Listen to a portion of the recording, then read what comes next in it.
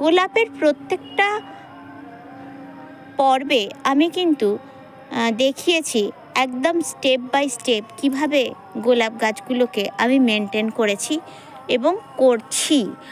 তো এবারে গোলাপ ফুল পাওয়ার, তো এই ফুল পাওয়ার সময় আমার ফুলগুলোকে আমি আলাদা আলাদা করে দেখিয়ে দিচ্ছি।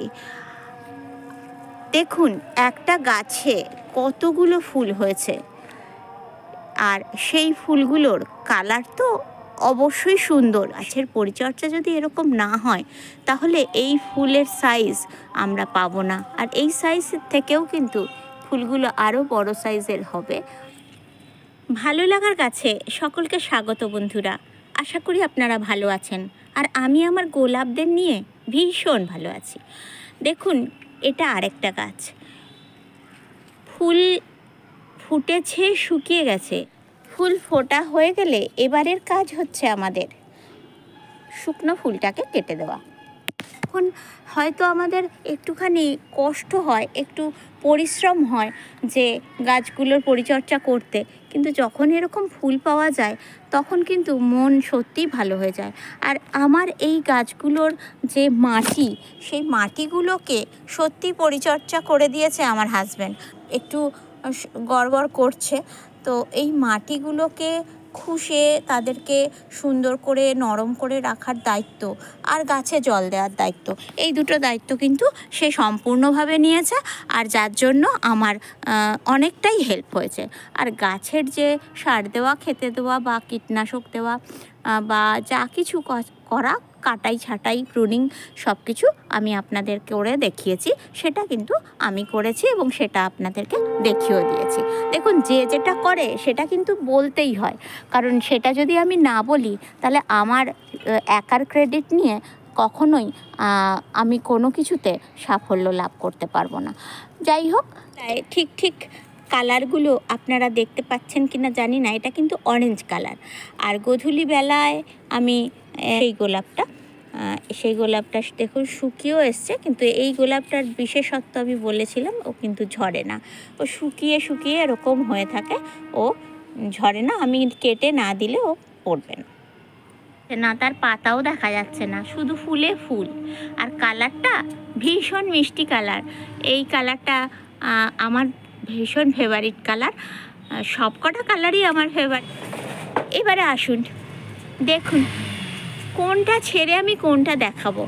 আর এই গাছটাও দেখুন যে থালার মতন বড় বড় ফুল, আর এই ফুলগুলো কিন্তু আরও বড় হবে।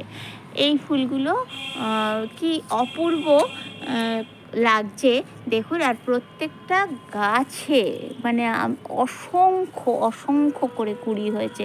আমি টেনে টেনে আনতে পারছি না, আনতে গেলে এখন ভেঙে যাবে, তাই জন্য ক্রমশ সন্ধে হয়ে আসছে।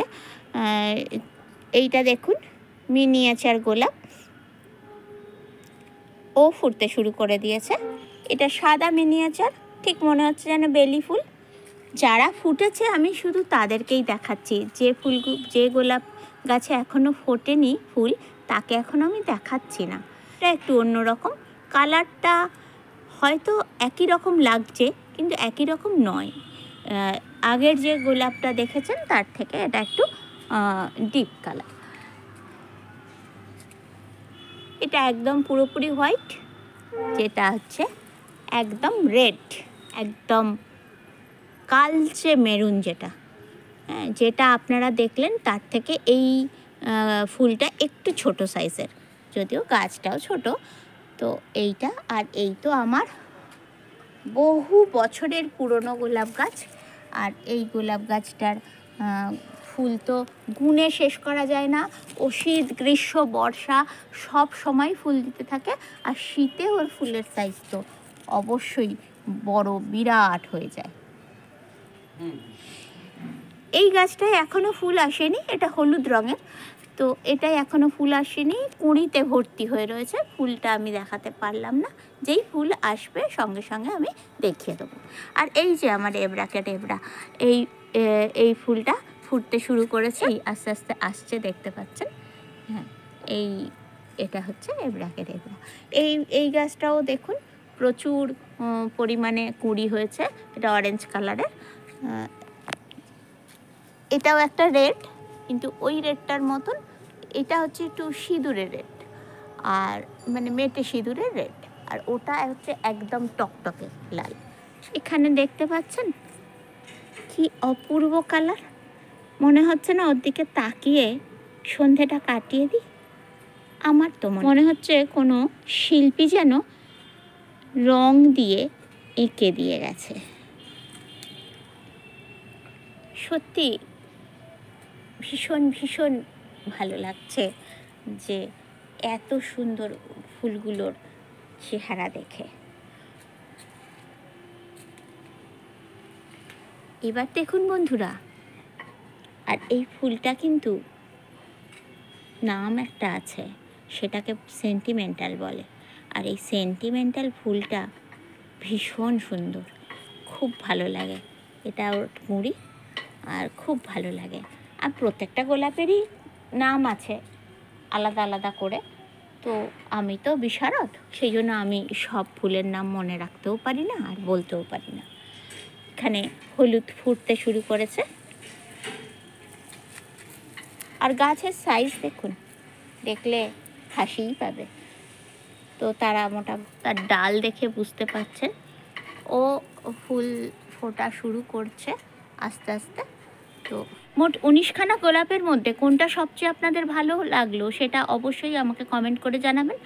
আর সন্ধেটা এত তাড়াতাড়ি হয়ে যায় এখন যে বিকেলের দিকে ভিডিও করাই যায় না। তো আপনারা প্রত্যেকে আমার ভিডিওগুলো দেখবেন, গোলাপের ভিডিওগুলো দেখবেন। দেখে আপনারা যদি এখনও সেই মতন পরিচর্যা না করে থাকেন, অবশ্যই সেই মতন পরিচর্যা শুরু করে দিন। দেখবেন 15 দিনের মধ্যে আপনারা রেজাল্ট পেয়ে যাবেন। খুব বেশি দেরি হবে না। পরপর সেই পরিচর্যাগুলো করতে থাকবেন। আমি প্রতিটা পর্বের গোলাপের প্রতিটা পর্বের ডেসক্রিপশানে আমি লিংক দিয়ে দেবো। আর আমার চ্যানেলটা যদি ভালো লেগে থাকে অবশ্যই একটা লাইক করবেন। আর আমার চ্যানেলে গিয়ে যারা সাবস্ক্রাইব করেছেন তাদের তো অসংখ্য ধন্যবাদ, আর যারা সাবস্ক্রাইব এখনও করেননি তারা কিন্তু সাবস্ক্রাইবটা করে দেবেন। আর এইরকম গোলাপ দেখলে আমার তো মনে হয় সাবস্ক্রাইব আপনারা এমনিই করে দেবেন। তো সবাই ভালো থাকুন, সুস্থ থাকুন, আর এইভাবে গাছ করুন। সন্ধেবেলায় আমি যথারীতি আমার গোলাপের আপডেট দিয়েছি, কিন্তু ঝুপ করে সন্ধে নেমে যায়, তো তাই কালারগুলো সঠিক বোঝা যায় না। আর কিছু কথাও আমি তাই বাকি রেখেছিলাম আজ সকালের জন্য, যে কথাগুলো এই গোলাপের পর্বে অবশ্যই জরুরি। তো গোলাপগুলো আমি আপনাদের দেখাচ্ছি, সঙ্গে আপনাদের এইবারের পরিচর্যাগুলো বলতে থাকব। আর নিশ্চয়ই আপনারা আমার আগের বারের পরিচর্যাগুলো দেখেছেন, আর দেখে থাকলে আপনাদের গোলাপও এরকমই হচ্ছে। আর যদি এখনও শুরু না করে থাকেন হতাশ হবেন না, এখনও শুরু করে দিন। আপনাদের গোলাপ কিন্তু 15-20 দিনের মধ্যে এইভাবে রেডি হয়ে যাবে। এই গোলাপগুলোর এবারের যত্ন কী সেটাই বলার জন্য আমি সকাল সকাল চলে এসেছি। এই গোলাপ গাছগুলোর ফুল এরকম সুন্দর সতেজ রাখতে, গাছগুলো সুন্দর সতেজ রাখতে অবশ্যই মাটি একটা ফ্যাক্টর। এই মাটিগুলো ঠিক এরকমই ঝুড়ো ঝুড়ো থাকবে, যেগুলো ঠিক শুকনো না, অথচ মাটির মধ্যে একটা ময়েশ্চার আছে। এরকমভাবে আপনাদের গাছে জলটা মেনটেন করতে হবে। এই সময় গোলাপ গাছের জল কিন্তু একটা বড় ফ্যাক্টর। এই জল যদি কম হয়ে যায় তাহলে গাছ ঝিমিয়ে পড়বে, আর ফুলের পাপড়িও ঝরে পড়বে, আর সঙ্গে সঙ্গে গাছের পাতাও হলুদ হয়ে যাবে। অতিরিক্ত জল কখনোই কোনো গাছই সহ্য করতে পারে না, তাই অতিরিক্ত জল থেকে আপনারা বিরত থাকবেন। যে গাছগুলোই সন্ধেবেলা আপনারা দেখেছেন, সেই গাছগুলোই আমি সকালে আরেকবার দেখিয়ে দিচ্ছি, যাতে করে আপনাদের বুঝতে সুবিধা হয় এদের কালারগুলো। গাছে যাতে পোকা না হয় সেজন্য অবশ্যই কীটনাশক দেবেন। ফুলের তো পরিমাণ ফুল, এর মধ্যে যদি কীটনাশক পড়ে তাহলে ফুলের তো একটা ডিস্টার্ব হয়।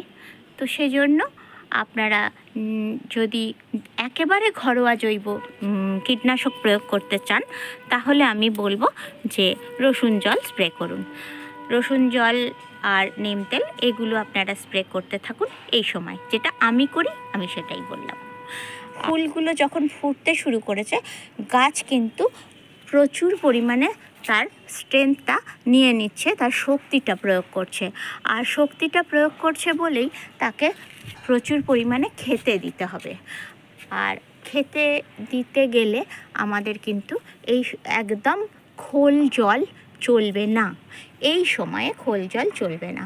তার খোল জলে আমি যেটা দেখেছি, আমার যতটুকু অভিজ্ঞতা তাতে আমি বলছি যে খোল জলে কিন্তু গোলাপের কালার ফেড হয় বা যে কোনো ফুলের কালার ফেড হয়, তাই খোল জল আপনারা দেবেন না এই সময়। তাহলে কি খাবার দেওয়া, আপনারা সিউইড দিন, আপনারা কিচেন ওয়েস্ট কম্পোস্টের যে জল সেই কিচেন কম্পোস্টের জল দিন লিকুইড সার হিসাবে। আর আপনারা দিতে পারেন পটাশটাকে রাখবেন, কারণ পটাশটা এই সময় দরকার। পটাশটা সেটা আপনারা কলার খোসার জলও দিতে পারেন, আর এমনি লাল পটাশও দিতে পারেন। এখন বাজারে সাদা রঙের জৈব পটাশ এসে গেছে, সেটাও আপনারা দিতে পারেন। কিন্তু খাবার এই সময় সপ্তাহে 2 দিন করে দিলেই ভালো হয়। আর সপ্তাহে 1 দিন বা 15 দিনে 1 দিন খাবার দিলে গাছে ফুলের সংখ্যাও কমে যাবে, ফুলের সাইজ কমে যাবে, আর গাছ যত ফোটাতে চেষ্টা করবে তাতে করে গাছগুলো দুর্বল হয়ে পড়বে। আর গাছ দুর্বল হলে তো আমরা ফুলই পাবো না। তো সেজন্য অবশ্যই এই সময় আপনাদের খাবারটাকে মেনটেন করতে হবে সপ্তাহে 2 দিন। তো এবার সেটা লিকুইড হতে পারে আর সেটা হতে পারে সলিড খাবার।